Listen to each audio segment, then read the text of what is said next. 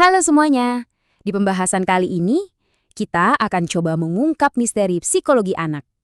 Tapi tenang aja, kita nggak akan tersesat kok. Soalnya kita akan menggunakan dua teori kunci sebagai pemandu kita. Pernah nggak sih kita lihat anak kecil, 1 menit mereka bisa ketawa ngakak? Menit berikutnya udah nangis kejer. Apa ya yang sebenarnya mendorong perilaku mereka yang kompleks itu? Nah, pertanyaan besar inilah yang mau kita jelajahi bareng-bareng. Coba deh bayangin, kita lagi di kota asing, tapi nggak bawa peta. Pasti bingung kan? Nah, teori perkembangan ini tuh ibaratnya peta itu. Sebuah peta yang membantu kita memahami dunia di dalam benak anak-anak dan perjalanan mereka menuju kedewasaan. Oke, mari kita kenalan sama dua pemandu utama kita. Di satu sisi ada Jean Piaget. Anggap aja dia ini sang pemikir. Fokusnya tuh ke gimana cara anak-anak berpikir dan membangun pengetahuan mereka. Terus di sisi lain ada Erik Erikson, si sang relator. Dia lebih tertarik sama gimana mereka berhubungan dengan orang lain dan mengembangkan jati diri mereka. Keduanya ini ngasih kita sudut pandang yang beda, tapi sama-sama penting banget. Nah, sebelum kita lanjut lebih jauh, ada satu konsep kunci dari Piaget yang perlu kita pahami. Skema. Gampangnya gini, bayangin ini kayak folder-folder mental yang dibuat anak-anak. Pas mereka pertama kali lihat anjing, mereka bikin folder anjing. Kakinya 4, berbulu, bunyinya guguk. Setiap kali mereka lihat anjing baru, informasinya dimasukin ke folder itu. Inilah fondasi cara mereka belajar.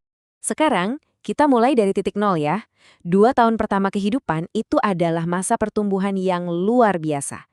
Disinilah fondasi untuk berpikir dan kepercayaan sosial mereka mulai diletakkan. Nah, yang seru di sini adalah kita bisa lihat gimana kedua teori ini jalan barengan. Jadi sementara bayi-bayi, menurut Piaget, lagi sibuk megang-megang, ngerasain, dan masukin semuanya ke mulut buat kenal sama dunianya, di saat yang sama, menurut Erikson, di kepala mereka tuh ada pertanyaan mendasar. Dunia ini aman nggak ya? Dan aku boleh nggak sih mulai melakukan sesuatu sendiri? Pernah main ciluk bas sama bayi? Kegembiraan mereka pas muka kita muncul lagi, itu bukan cuma karena permainannya lucu loh. Itu adalah bukti dari pencapaian kognitif yang besar banget, yang disebut Piaget permanensi objek. Mereka secara harfiah lagi belajar kalaupun wajah kita hilang sesaat, bukan berarti kita lenyap selamanya. Konsep ini nyambung banget sama tahap kepercayaan versus ketidakpercayaannya Erikson. Teori kelekatan yang dipelopori sama John Bowlby pada dasarnya adalah mekanisme di balik tumbuhnya rasa percaya itu. Ikatan emosional yang aman ini jadi fondasinya. Ketika seorang bayi tahu pengasuhnya bakal merespons kebutuhannya secara konsisten, mereka jadi belajar bahwa dunia ini bisa dipercaya. Dan mereka pun berhasil melewati krisis pertama Erikson. Oke, kita maju lagi buat lihat perkembangannya. Begitu anak-anak masuk usia prasekolah dan sekolah dasar, dunia mereka jadi makin luas. Nggak cuma di rumah aja. Logika, sekolah, dan teman sebaya sekarang jadi pusat perhatian. Di sini nih kita lihat ada pergeseran besar. Menurut Piaget, anak-anak kecil itu egosentris.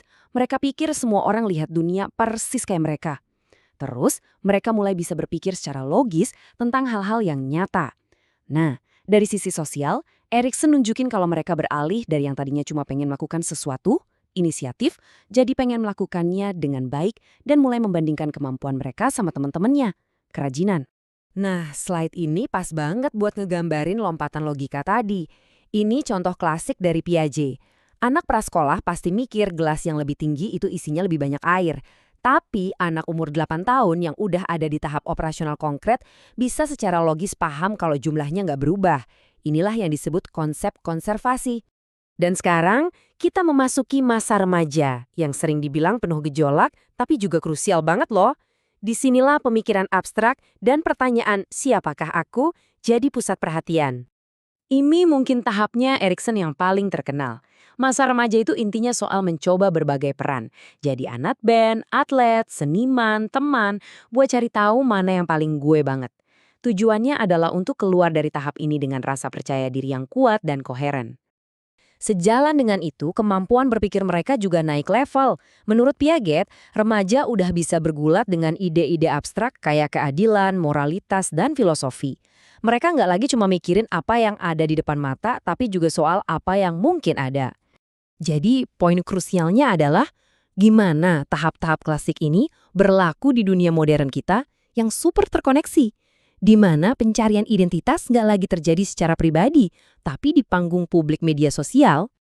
Dan ini dia kenyataan yang, jujur aja, cukup bikin kaget. Sumber kita nunjukin kalau 95% remaja yang lihat perundungan siber atau cyberbullying ternyata cuma diem aja, angka yang sangat besar. Ini langsung membawa kita ke pertanyaan penting. Dengan semua perkembangan kognitif dan sosial yang baru mereka temukan, kenapa mereka memilih untuk nggak bertindak? Nah, jawabannya ada di titik temu antara teorinya Piaget dan Erikson. Coba kita sambungin titik-titiknya ya. Krisis identitas versus kebingungan perannya Erikson itu sekarang terjadi di panggung publik. Setiap like dan share itu kayak suara dalam pemilu soal siapa diri mereka. Disinilah kemampuan berpikir abstraknya Piaget jadi kayak pedang bermata dua. Remaja bisa mikirin semua kemungkinan hasil. Kalau aku bela korban, apa aku bakal jadi target selanjutnya? Apa aku bakal kehilangan status sosial? Nah, ketakutan akan konsekuensi sosial yang abstrak ini, yang diperkuat oleh kebutuhan akan persetujuan di tengah krisis identitas mereka, seringkali akhirnya melumpuhkan tindakan. Jadi, kenapa semua ini penting? Soalnya, memahami peta ini bukan cuma latihan akademis. Ini ngasih kita bekal buat jadi orang tua, guru, dan mentor yang lebih baik bagi generasi yang tumbuh di lanskap yang sama sekali baru ini. Terus gimana kita bisa membimbing mereka? Ada 3 langkah praktis. Pertama, pahami teknologi. Kenali dunia digital mereka biar kita bisa relevan. Kedua, teruslah berbicara. Ciptakan kelekatan yang aman di mana mereka bisa diskusi soal tekanan identitas online tanpa takut dihakimi. Dan ketiga, tetapkan aturan yang jelas. Bekerja samalah dengan mereka untuk bikin batasan, bantu mereka menavigasi pemikiran abstrak tentang konsekuensi dan tanggung jawab online. Ini bukan soal kontrol, tapi soal bimbingan. Inilah intinya. Peta dari Piaget dan Erikson ini nggak nunjukin cara kita membersihkan jalan bagi anak-anak kita. Sebaliknya, peta ini nunjukin medan yang mereka hadapi supaya kita bisa bantu mereka mengemas ransel yang tepat untuk perjalanan mereka. Isinya ya alat-alat seperti ketahanan, empati, dan penilaian yang baik. Dan ini meninggalkan kita dengan satu pertanyaan. Dengan peta ini di tangan, gimana caranya kita bisa jadi pemandu yang lebih baik bagi generasi digital?